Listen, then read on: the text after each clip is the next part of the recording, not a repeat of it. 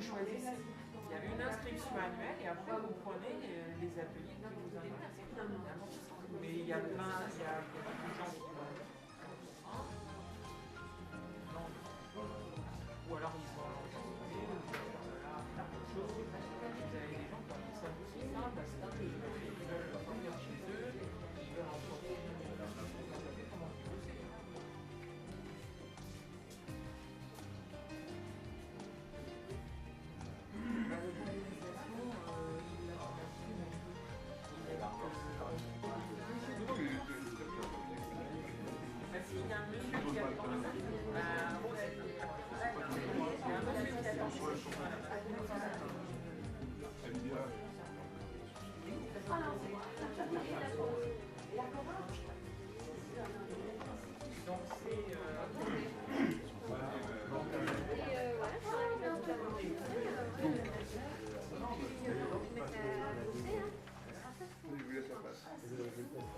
Le principe est qu'il y ait une cotisation de 30 euros.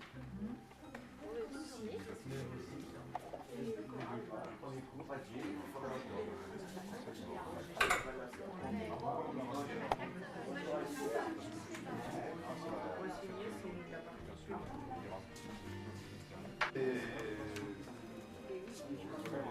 y a deux chemises là-bas, il y a des chemises de Marseille, là-bas à côté des fleurs, dossier complet, dossier à côté.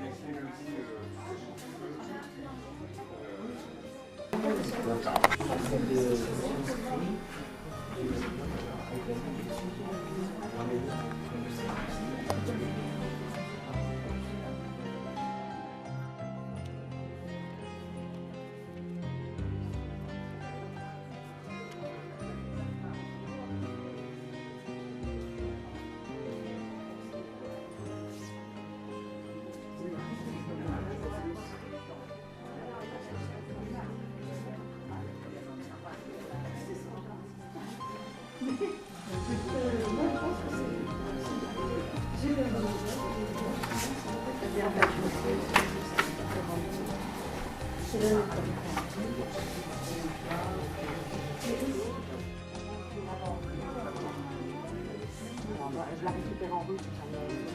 Voilà. Voilà.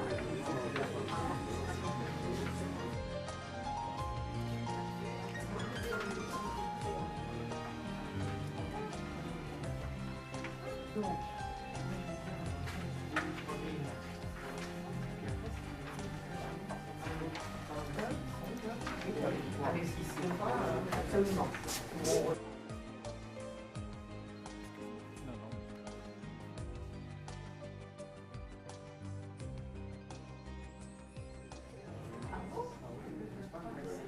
Vous partez en carte bleue. D'accord. Carte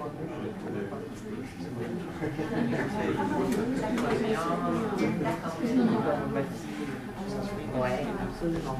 Donc, je vous date, et celui-là, c'est octobre. D'accord? Parce qu'il les abréviations. Voilà.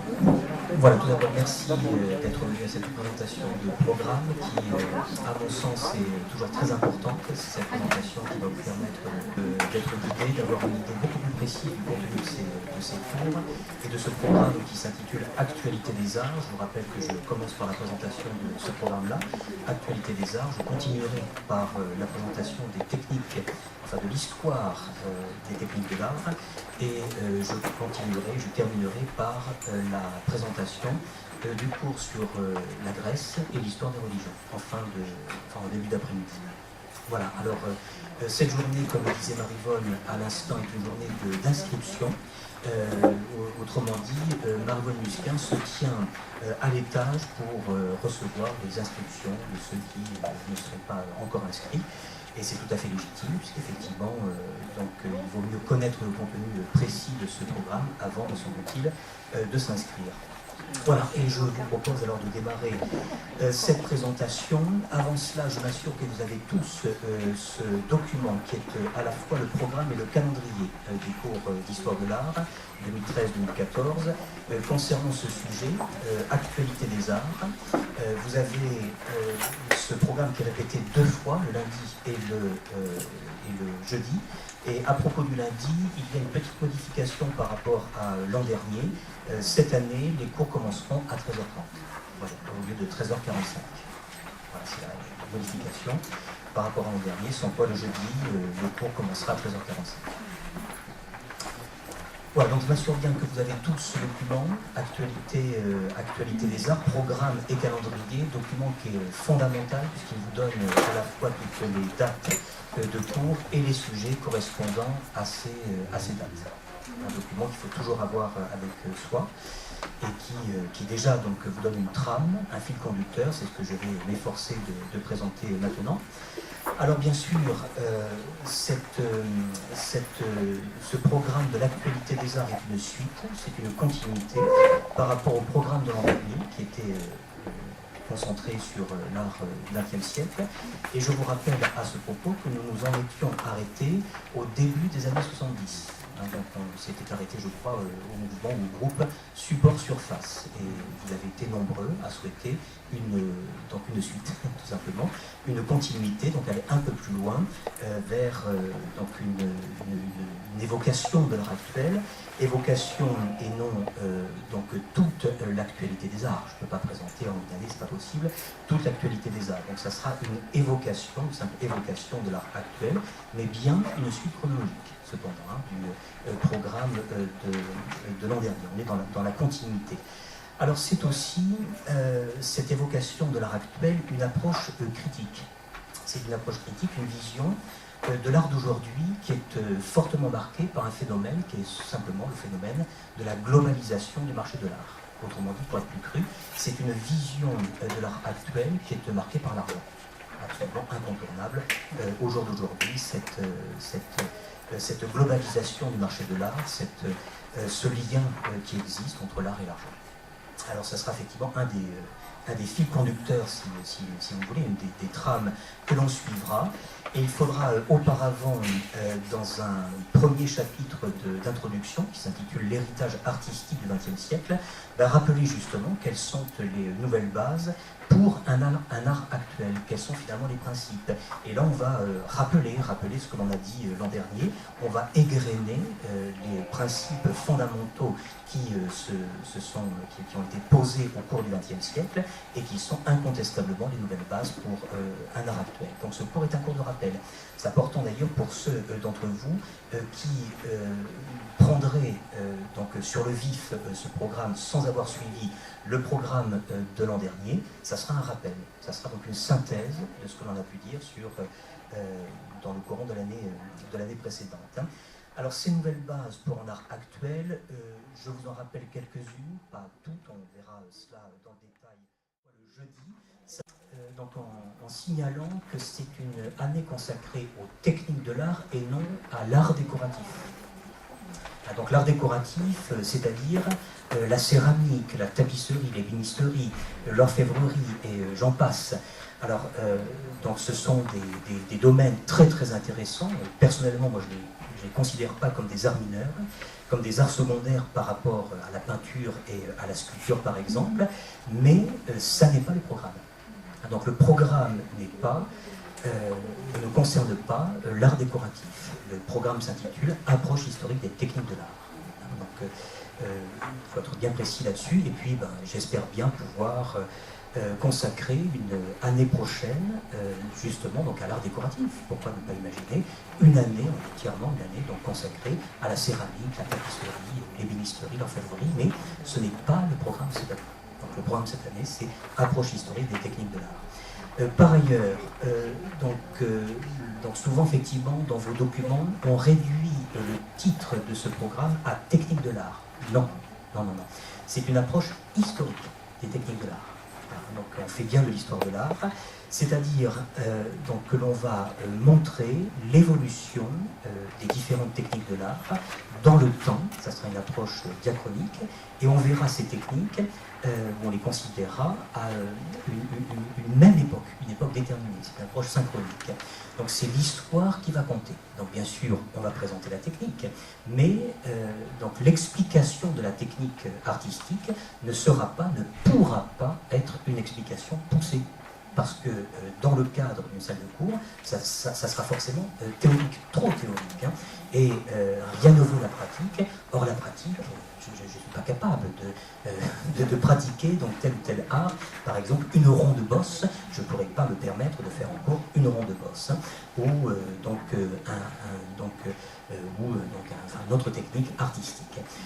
Donc on présentera les techniques, bien sûr, sur un plan donc très concret, mais c'est bien l'évolution historique dans le temps, enfin l'évolution historique donc, de ces techniques qui sera prioritaire. Alors c'est un programme, je ne vous le cache pas, qui est fondamental pour une meilleure compréhension des arts, donc comprendre l'art par le moyen de la technique et comment ces techniques ont évolué dans le temps. C'est un programme que je n'ai jamais traité parce que je considère effectivement que c'est un programme difficile. C'est un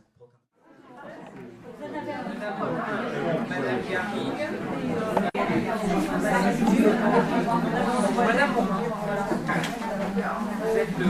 Vous étiez 24, on a dit que 24. que je fais, donc 25 cours.